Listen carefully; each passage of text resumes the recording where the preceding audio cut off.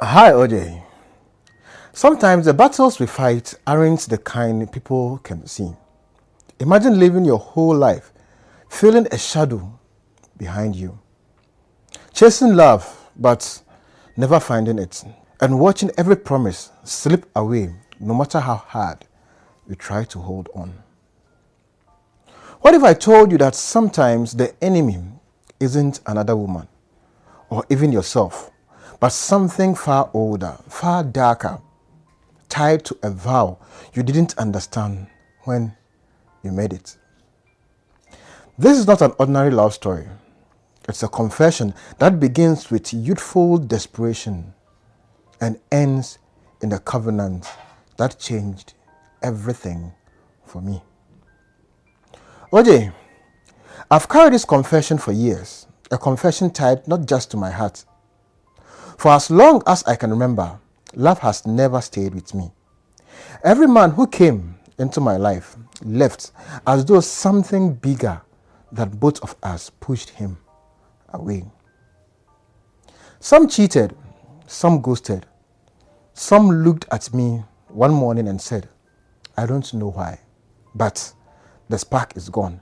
And OJ, even the ones who loved me the most confessed that they felt a weight around me, like I wasn't standing alone, but with a shadow no one could see. The turning point came 2 years ago in a small prayer camp near Nsawam. A prophet prayed over me, then lifted his eyes and said calmly, you are not single. You are already married, but not to a living man. His words froze me. Married to a dead man? I thought it was madness, but when I traveled to another camp near Kumasi, the prophet there, who knew nothing about me the first time, said the same thing. That's when my memories began to resurface. Back in 2017, I was 21, restless and broke in Accra. My two closest friends and I dropped out of school. No money, no jobs, no help. Every man who promised us opportunities only wanted to use us, left us like mockery.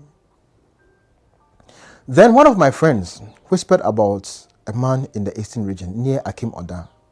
They called him Dr. Beckley, a feared native doctor. She said people went to him empty and returned driving flashy cars, wearing laces, holding iPhones before we even saw them in the shops here. We didn't think twice, OJ.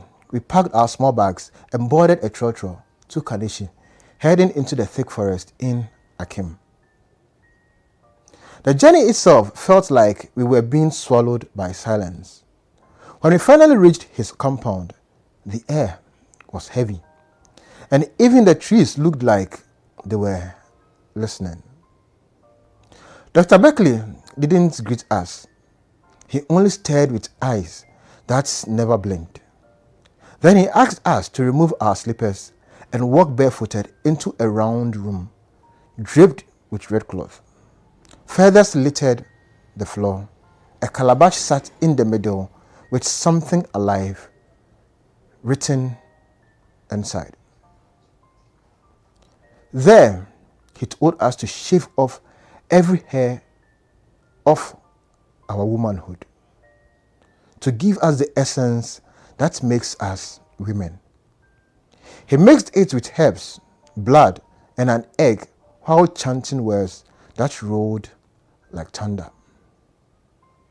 Then he bound us with black cloth around our waist and declared, you will never lack money, you will never lack men, but no man will truly own you. You now belong to what is older than any man. We laughed, OJ, foolish girls. We thought it was just talk. We left that shrine light-hearted, dreaming of riches. And for 2 years, it seemed to work. Money came, men came, lives sparkled, until the darkness followed. One friend began screaming at night, saying she felt someone in her bed. I started bleeding heavily every month with no explanation. Worse, I began to dream of the native doctor himself, even after hearing he had died. In those dreams, he wore a wedding ring and my name was engraved on it. That's when it became clear. What we thought was a ritual for favor was in truth a wedding, a covenant. I had married a spirit through my own body. And now, that man was dead. I was tied to his ghost. Years of prayer camps followed, from Kaswa to Kumasi, from Tema to Takrady. I fasted until my bones ached, rolled on cement floors while prophets shouted, "Come out!" I drank anointing oil until my stomach turned. Still, nothing changed. Men kept leaving. Some said they saw me in dreams standing at the altar with a faceless man dressed in black behind me, his hand gripping my neck. But the worst wound came not from spirits, but from my own mistake.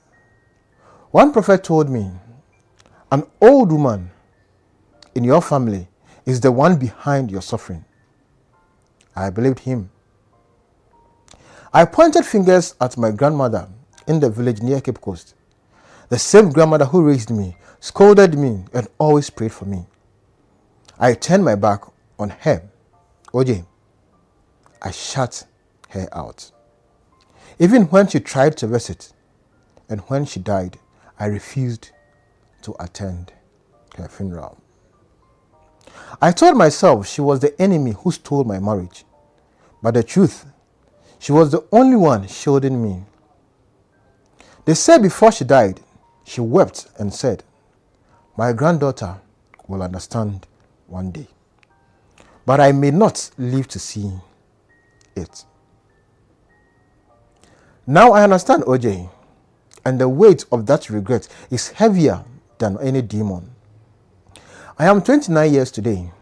OJ, no husband, no child.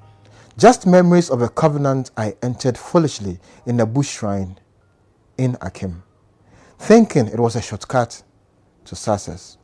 And the cruel truth,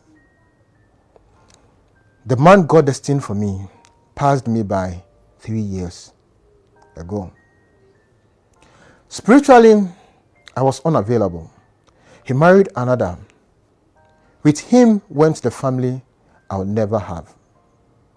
So now I live quietly. I no longer run from camp to camp. I don't beg for what's already lost. I thank God for the small mercies, breath, peace, a little laughter here and there. But I tell this story today so that young women chasing fast money in Accra, Kumasi and Takrady and beyond will know. These shrines don't give gifts. They take futures. They steal destinies. OJ, this is my confession. I was once a bride to a ghost, and though I can't undo the vows I made in that forest near Akim, I pray my story stops someone else from making that same mistake. Because some roads, once you walk them barefoot, you never walk back the same. This is your anonymous OJ, and if you are new here, make sure you like and subscribe to the channel and tell somebody about your anonymous OJ. I'll see you in our next confession.